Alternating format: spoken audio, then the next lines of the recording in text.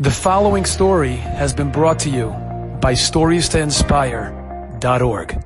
Listen to this amazing story that I heard from Rabbi Yechiel Spiro. Hashem should bless him. What a talented person. I heard this story thanks to Daniel Aguilar from Los Angeles. He sent me this story that Rabbi Yechiel Spiro gave over. The story was given over about a guy named Aaron Eisenstein. Now it's amazing that Rabbi Spiro mentions that this is one of those stories that the one telling over the story, Aaron Eisenstein, he gives his phone number, his cell number, to anyone who wants to call to verify the story, because he says, I know when you hear the story, you're not going to believe it. So I'm telling you, he says, Aaron Eisenstein, it happened to me, every detail is true, and I will stand behind this story to tell you tit for tat exactly the way it took place. Aaron Eisenstein, very few times someone gives out their private cell number just to give credence to a story, but thank God he did. Says Rabbi Spiro, Aaron Eisenstein was one of those guys that lived on the edge. You know, those guys that loved extreme sports. He loved stuff like scuba diving, jumping into the ocean. By the way, you know that scuba diving, the word scuba stands for, the S stands for self-contained underwater breathing apparatus. Did you know that? It's very interesting. The word scuba, one more time, stands for self-contained underwater breathing apparatus diving. Scuba diving.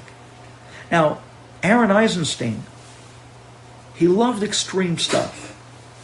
He loved having those adventures that gets your adrenaline running. And he decided to go scuba diving in the ocean. And there, sometimes they would drop down hundreds of feet underwater. They would go with buddies, 2 at a time. And they were trained to be able to scuba dive in the deep sea. And they had enough oxygen for an hour's worth of scuba diving. So here Aaron Eisenstein jumps into the water, and he's there with his buddy, 2 guys watching each other while they're under the water, and they're watching underwater Niflaot HaBoreh, the magnificent fish, as they went deeper and deeper, hundreds of feet down underwater. Throughout the hour, Aaron was just taking in the magnificence of the aquatic kingdom that Hashem created underwater.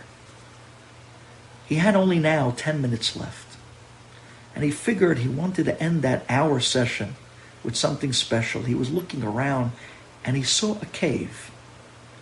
Now, scuba diving is one thing, but cave diving, that is only for the finest and the best of the best.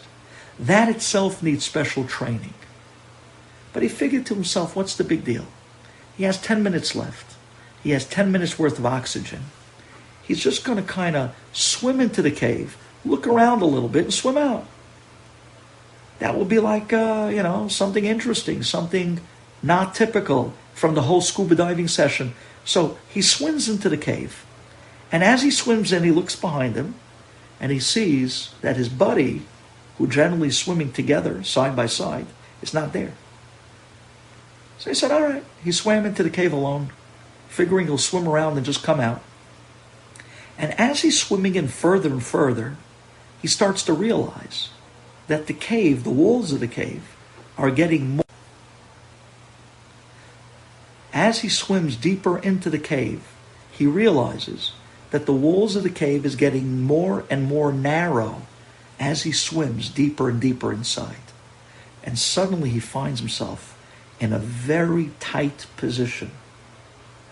So tight that he realizes this was a bad idea. Now he has less than 10 minutes left of oxygen. And he's swimming through this narrow cave, not knowing where it's going to end. And if that isn't bad enough, just then he looks forward and he finds himself face to face with an electric eel. And he freezes. And he doesn't move. He knows if he moves and he startles the eel, the eel will come right at him. And if the eel even touches him, he'll get shocked with over 6,000 volts of electricity. It's enough to fry a person on the spot. It's a death wish. And especially in a position like that, where there's nowhere to go. He realized going forward is a death wish. The electric eel. But then he also realized that he was so tight in the space that he was swimming in this cave, that due to all the apparatus and the oxygen tank and everything that he has on him, he was so snug that he couldn't go backwards either. Because if he were to go backwards, it would rip into his oxygen and he would lose the oxygen apparatus and he would lose his ability to breathe hundreds of feet under the water. He was stuck. He was stuck with nowhere to go. He had to keep cool. He had to keep calm. If he would panic, he would lose it. He was looking at the eel, and he started to calm himself down and breathe and try to put his mind in a place, a calm place. Like this, he doesn't panic and he doesn't do anything foolish, and he figures out how to get out of the worst position that a person could probably find himself in this world. So he closes his eyes and he begins to think back as a young boy, and he sees himself in shul, and he sees the old men around him smiling, giving him candy, giving him a little pinch on his cheek, and he's happy and he's laughing, and he looks up and he sees the Chazan walking to the Amud, to the Bima, and right above he sees these words that catches his eye. He sees these words that catches his eye. And he sees the words, Shiviti Hashem lenegdi tamid. It was as if the words lit up. Shiviti Hashem lenegdi tamid. Hashem, I place you in front of me always. You're right there with me, no matter where I am. Then he said, that's it. Hashem, you're right here with me. You're the only one in the world who knows where I am. You're the only one in the world that could save me from this impossible position. Hashem, please save me. Please save me. Shiviti Hashem lenegdi tamid. En od milvado. Please save me. I'm on my last breaths. I'm on my last minutes of oxygen. Save me, Hashem. Save me. Just then he opens his eyes and he sees the eel darts right at him. He starts to shake. He closes his eyes. He holds himself tight for the shock. And the eel whisks right by his shoulder and miraculously doesn't even nip him. Doesn't even touch him. Goes right out of the cave. At that moment he realized that the cave was only getting tighter and tighter. There's no way to go forward. He has only one shot out of this. It was an impossible shot, but it was worth a try.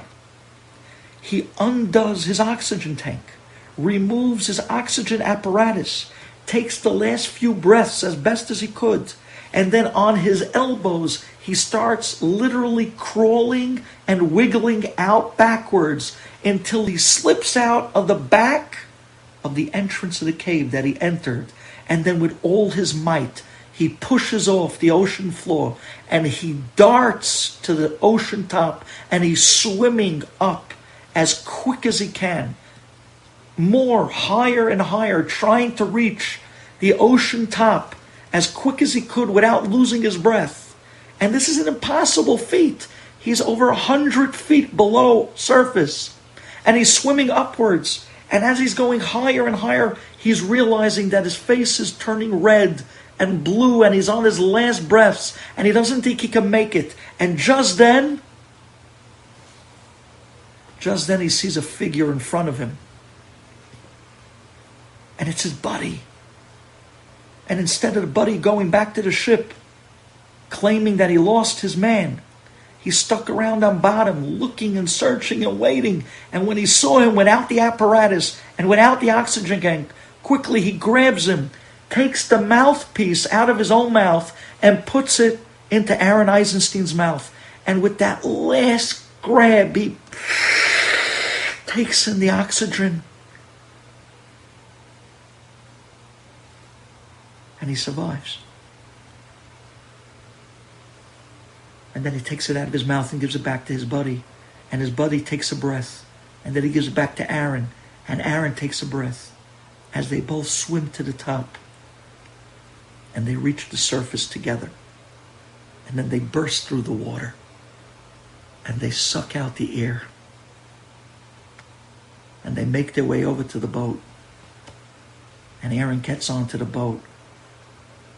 And throws his head between his knees with his hands over his ears, and he breaks down crying, and he screams, Shiviti Adonai lenegdi tamid, hodul Adonai ki tov, ki leolam hasdo. Thank you, thank you, thank you, thank you. You saved me, Hashem.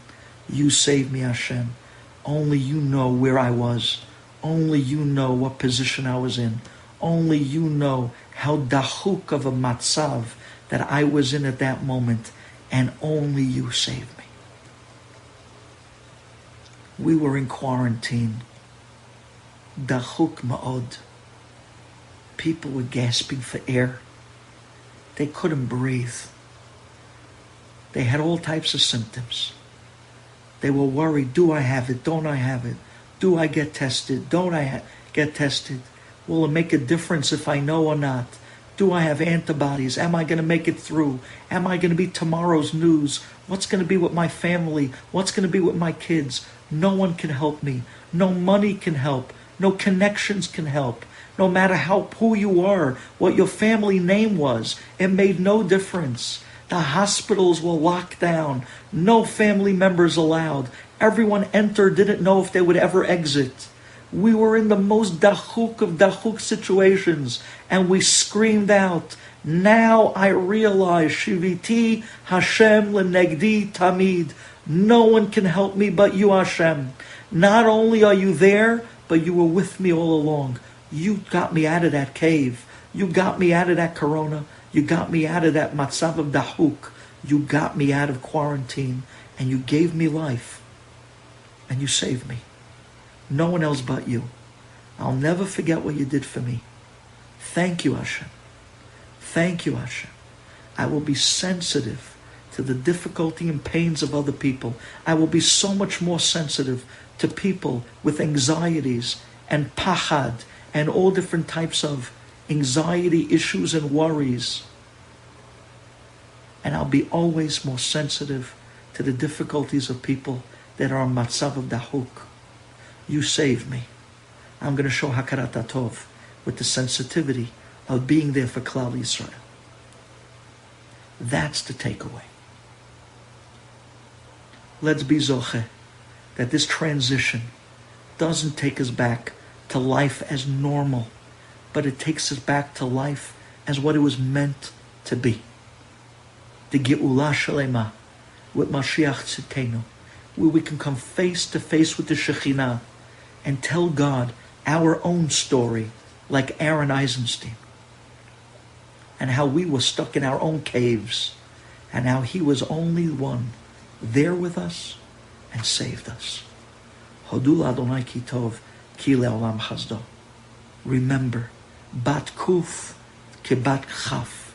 The way we scream Yancha Hashem is now the way we're going to scream Mizmor L'Todah. Thank you for listening.